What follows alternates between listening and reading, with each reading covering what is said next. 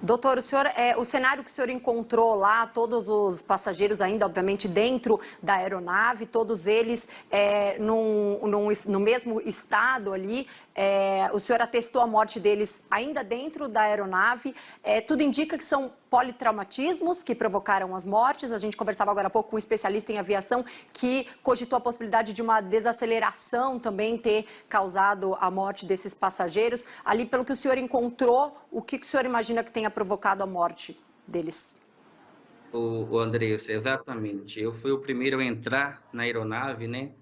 Quando eu entrei a cerca da porta estava o produtor, caída, sentada a poltrona, e logo em seguida estava a outra vítima.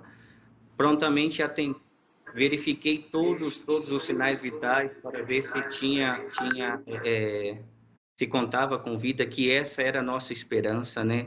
Era só isso que nós queríamos naquele momento, era só isso que queríamos que tivéssemos, mas assim, provavelmente a causa da morte realmente foi politraumatismo. Não se sabe a nave, então assim, se estavam de cintos ou não, eu não sei afirmar para o senhor se esse cinto se rompeu durante a queda, se esse cinto se rompeu durante algum momento. Então assim, durante o atendimento, quando nós estávamos retirando os corpos, não se observava cinto, mas também não posso afirmar para o senhor se realmente estava ou não. Os corpos estavam, infelizmente, no meio da aeronave mesmo, assim, os três, e mais adiante os dois pilotos, né, que também estava sem sinais vitais, estava sem vida.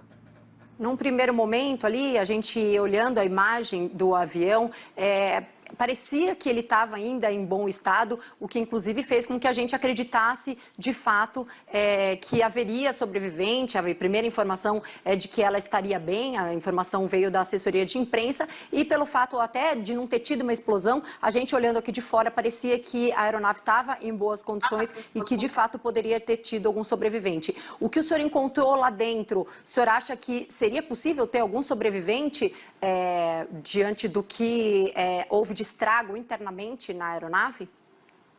Andressa, como mesmo a senhora disse, de antemão, para quem visualizava o local, por um local ser um local de bastante e difícil acesso, realmente a aeronave, nós estamos acostumados com acidente de aeronave, que a aeronave toda se deflagra, se quebra, né?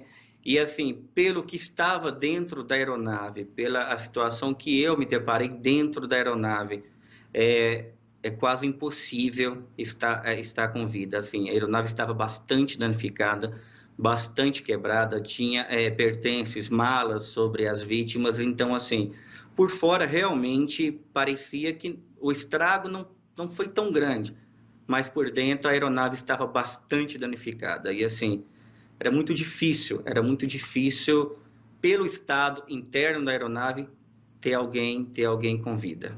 O setor que está acostumado a fazer resgates em acidentes aéreos e tudo mais. E há testemunhas que dizem que a causa foi realmente bater ali na fiação, na rede elétrica, o que já havia sido alertado por outros pilotos. É o primeiro acidente do tipo do qual o senhor trabalha, de aeronave que bate na rede de alta tensão?